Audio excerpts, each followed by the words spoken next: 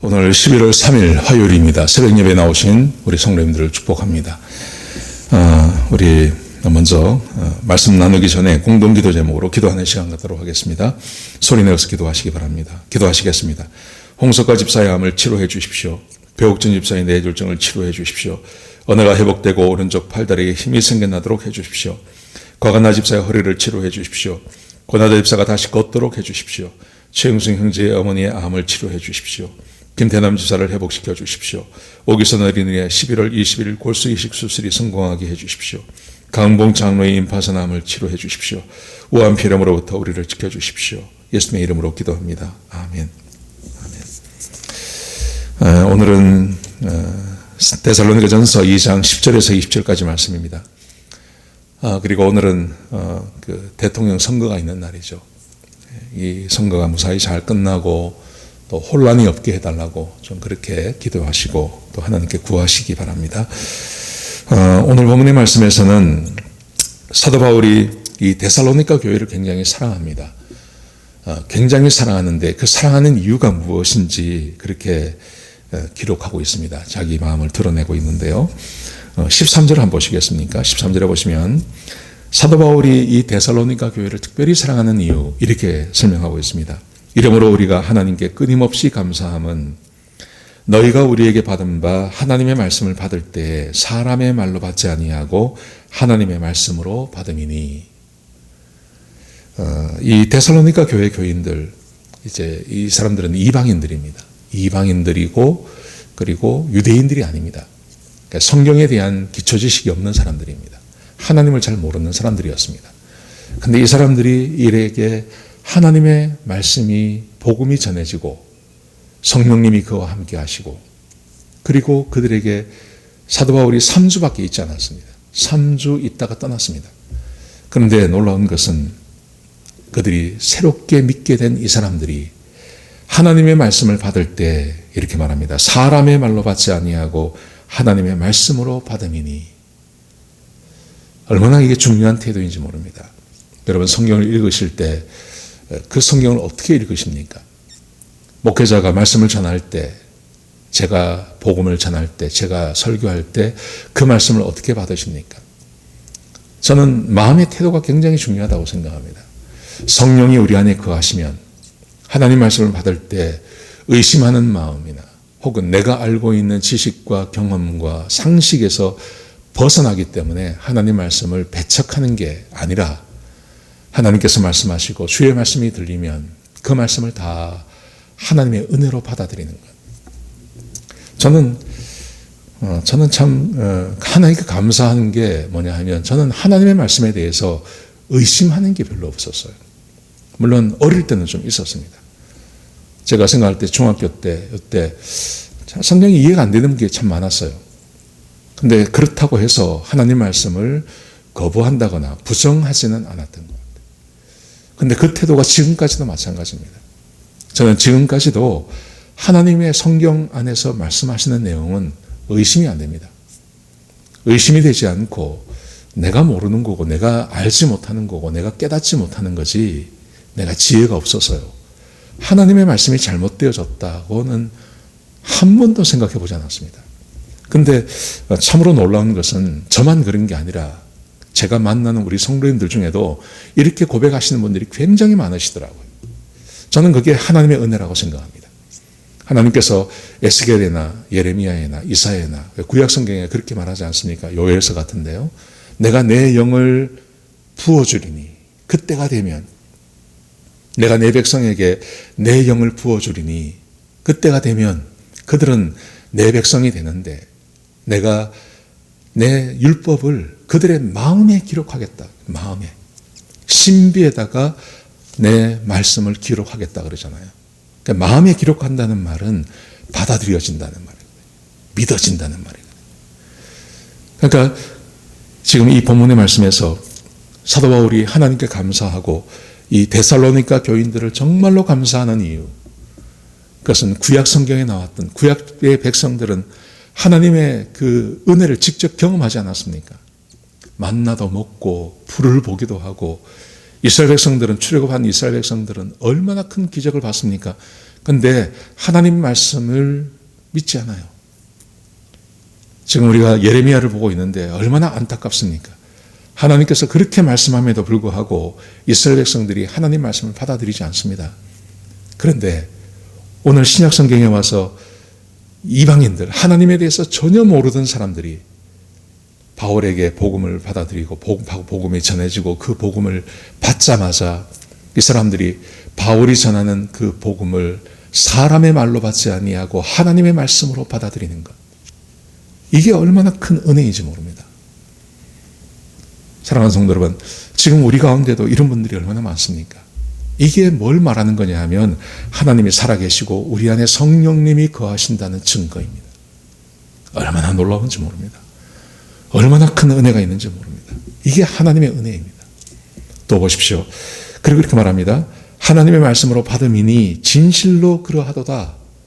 이 말씀이 또한 너희 믿는 자 안에서 역사하느니라.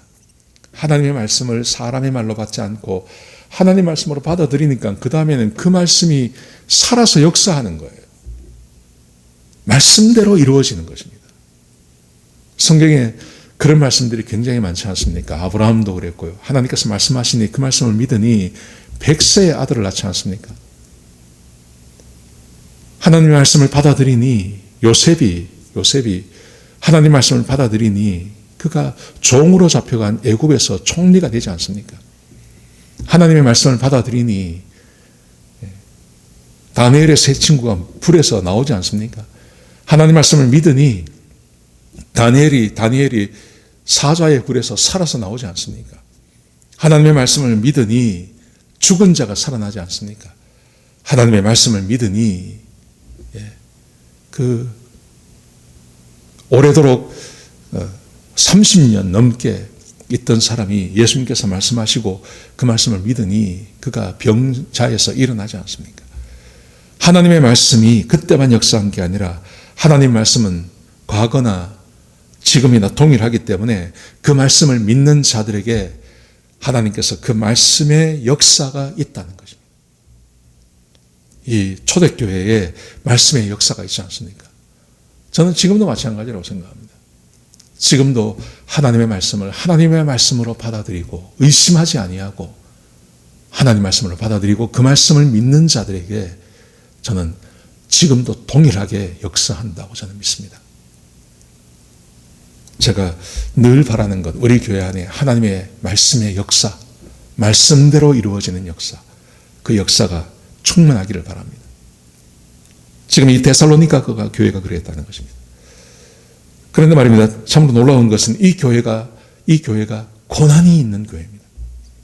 고난이 있는 교회인데도 불구하고 이 교회가 그러했다는 것입니다. 자, 보십시오. 어떤 고난을 당하는지 보십시오. 14절에 보시면요.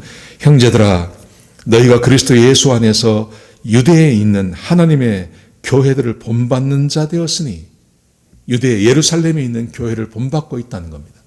무엇을 본받는지 보십시오.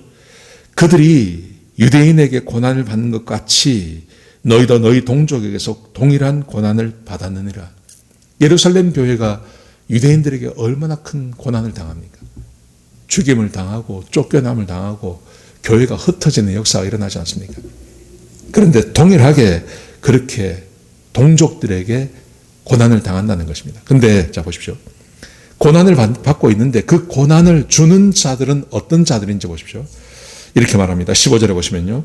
유대인은 주 예수와 선지자들을 죽이고 우리를 쫓아내고 하나님을 기쁘시게 하지 아니하고 모든 사람에게 대적이 되어 우리가 이방인에게 말하여 구원받게 함을 그들이 금하여 자기 죄를 항상 채우매 노하심이 끝까지 그들에게 임하였느니라.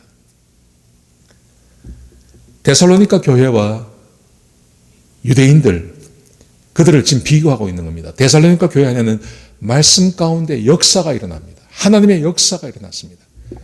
그런데 유대인들을 지금 이렇게 말하고 있는 겁니다. 근데 이 유대인들은 어떤 사람들이냐면 하나님의 복음을 전하는 것을 방해하고 막았기 때문에 자기 죄를 항상 채우며 노하심이 끝까지 그들에게 임하겠느니라. 하나님의 노하심이, 진노하심이 그들에게 임했다고 말씀하십니다. 하나님의 심판이 그들에게 임한다고 말씀하십니다. 복음을 전하고 교회가 하나님의 말씀을 전하는 것을 방해하는 자들에게 그것은 죄이고 하나님의 진노가 그들에게 반드시 임한다고 지금 그렇게 말하고 있죠. 그리고 이 말씀대로 그런 일이 벌어지지 않습니까? 지금 이 복음의 말씀이 세워진 지가 50년입니다. 51년, 이 데살로니가서를 쓴 지가 51년, 52년, 53년으로 보고 있거든요. 그런데 AD 70년에 불과 20년이 지나지 않아서 유대가 망하지 않습니까? 나라가 아예 없어져 버리는 그런 일을 당하지 않습니까? 로마에 의해서요. 지금도 이게 무슨 말이냐 하면 데살로니가 교회를 핍박하고 있는 그 데살로니가에 살고 있는 이방인들, 그 사람들도 핍박을 당한다. 그 사람들도 하나님의 노하심이 그들에게 임한다는 것입니다. 이 하나님의 우리 편입니다. 하나님이 우리와 함께 하십니다. 하나님께서 말씀을 믿는 자들에게 말씀의 능력과 역사를 보여주듯이 그 하나님의 교회를 방해하고 하나님의 말씀을 방해하는 자들에게 하나님의 진노가 그들 가운데 임하는 것을 지금 말해주고 있는 겁니다. 그래서 지금 사도 바울이 그들을 격려하고 있는 거죠. 놀라지 말라고요. 하나님께서 우리 편이라고 지금 그렇게 격려하고 있는 것입니다. 자, 그러면서요, 사도 바울이 그들을 얼마나 사랑하는지, 고난받고 있는 그들을 얼마나 사랑하는지 이렇게 표현하고 있습니다. 17절에 보십시오. 형제들아, 우리가 잠시 너희를 떠나는 것은 얼굴이요 마음은 아니니 너희 얼굴 보기를 열정으로 더욱 힘썼노라.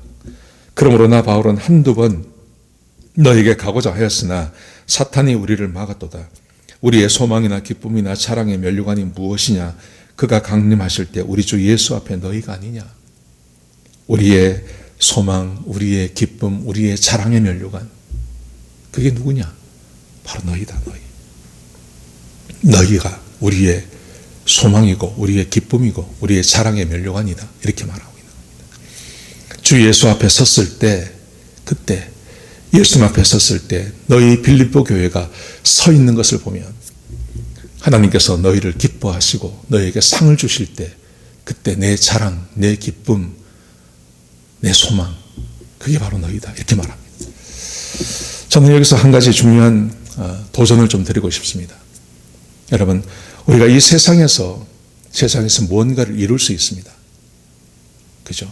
이 세상에서 잘 살 수도 있고요. 이 세상에서 내 지위를 높일 수도 있고요. 이 세상에서 내가 운동을 잘 할 수도 있고요. 이 세상에서 사람들에게 칭찬을 받을 수도 있고요. 그런데 이 모든 것은요, 이 세상으로 끝나는 겁니다. 사람이 죽고 나면 끝나는 겁니다. 아무리 칭송을 받는다 하더라도 이 세상의 것으로 끝나버립니다. 죽으면 끝입니다. 그런데 죽어도 끝까지 같이 따라가는 것이 있습니다. 그게 바로 내가 도우고 내가 힘쓰고 내가 열심히 해서 한 사람의 신앙이 세워진다면,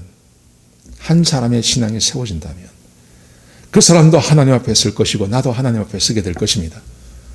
하나님께서 그 사람에게 상을 주면 그때 그것을 바라보는 내 마음의 기쁨이 얼마나 더하겠느냐. 이 세상에서 내가 한 것이 굉장히 많습니다. 나는 구원받고 주님 앞에 갔습니다. 그런데 나로 인하여서 믿음이 세워지고 나로 인하여서 하나님 앞에 견고한 믿음을 가지고 그 사람이 하나님 앞에 가서 상을 받는 사람이 한 사람도 없다. 문제가 되지 않습니까? 여러분, 이 말이요, 반드시 전도를 해야 된다, 아니면 선교를 해야 된다는 말이 아닙니다. 생각해 보십시오. 우리는 얼마든지 이렇게 세울 수 있는 상대가 많습니다. 우리 가정 생각해 보십시오. 내가 아버지입니다. 내가 가장의 주부입니다. 내가 어머니입니다. 내 아들, 딸, 내 남편, 내 아내, 내 믿음과 내 섬김과 내 사랑으로 그 사람들이 아주 견고한 믿음을 가지고 아주 잘 자라서 하나님 앞에 가서 상을 받을 때 그것만으로 만족하는 거 아닙니까? 그게 얼마나 귀한 겁니까? 그리고 내가 교회에 나옵니다. 그 교회, 우리 교회만 생각해 보십시오. 우리 주변에 아직 복음을 모르거나 아직 잘 하나님 앞에서 하나님의 말씀을 말씀으로 받아들이지 못하는 분들이 계십니다. 우리 주변에 그런 분들이 계십니다. 그분들 한 분 한 분 해서 내가 사는 동안, 내가 우리 교회에 있는 동안 그분들을 내가 말씀으로 잘 양육하고 그분들을 내가 잘 도와드리고 그분의 믿음이 나를 만남으로 인하여서 자라도록 해주는 역할을 내가 할 수 있다면 주님 앞에 가서 그분들이 내 소망이고 내 자랑이고 내 생명의 면류관이 그분들이 되는 겁니다. 자랑의 면류관이 되는 겁니다. 반드시 선교하고 반드시 전도하고 선교할 수 있죠. 전도할 수 있죠. 그런데 지금 우리 주변에서 전도하기가 얼마나 힘듭니까? 그런데 우리 교회 안에요. 교회 안에. 생각해 보십시오. 우리 교회 안에. 그 일이 얼마나 귀한 것인지. 내가 목자로 섬기기도 하고 내 섬김과 내가 하나님을 사랑하고 내가 예배를 드리는 그 태도 하나하나가 그분들에게 영향을 미치는 겁니다. 어떤 사람이 나를 만나서 그들의 믿음이 자라가서요. 그래서 시간이 지나간 다음에 내가 주님 앞에 섰는데 나로 인하여 영향을 받고 하나님 앞에서 상을 받는 사람, 내 아내가 될 수 있고 내 남편이 될 수 있고 내 자녀가 될 수도 있고 내 친구가 될 수도 있고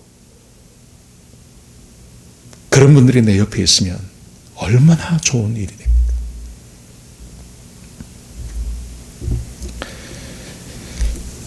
오늘 본문이 우리에게 주고 있는 태도, 말씀, 그리스도인의 태도, 하나님의 말씀을 하나님의 말씀으로 받아들이는 것입니다. 그러면 그 말씀이 역사합니다. 역사. 그 말씀의 역사가 일어납니다. 그 일을 통해서 내 주변에 있는 사람들을 하나님의 말씀으로 잘 가르치고 하나님의 말씀을 잘 나누고 그래서 함께 믿음이 자라가서 우리가 주님 앞에 갔을 때 상을 받는다면 얼마나 놀라운 은혜가 일까요? 그게 얼마나 귀한 거고 얼마나 자랑스럽고 얼마나 큰 기쁨이겠습니까? 오늘 하루 한번 이 말씀 깊이 생각하시면서 오늘 하루를 보내시는 저와 여러분 되시길 주의 이름으로 축복합니다. 기도하시겠습니다. 하나님 귀한 말씀 주셔서 감사드립니다. 아버지 하나님, 내가 하나님의 말씀을 받을 때 하나님의 말씀을 받는 자가 되게 하여 주시고 그리고 그 말씀을 믿음으로 붙잡고 살아갈 때 말씀의 역사가 일어나는 것을 보게 하여 주옵소서. 하나님, 내 주변에 나로 인하여서 믿음이 자라가고 믿음이 커지고 하나님을 사랑하고 교회를 사랑하는 사람들이 날마다 늘어나게 하여 주옵소서. 그래서 하나님 앞에 가서 큰 상을 받으며 기뻐하며 함께 만나는 그런 은혜를 우리에게 허락하여 주옵소서. 오늘 하루 복된 하루가 되게 하시고 특별히 오늘 대통령 선거가 있는 날입니다. 주님, 미국이 혼란스럽지 않게 하시고 잘 마무리될 수 있도록 하나님께서 함께 은혜를 베풀어 주옵소서. 주님 감사합니다. 예수님의 귀하신 이름으로 기도드렸습니다. 아멘.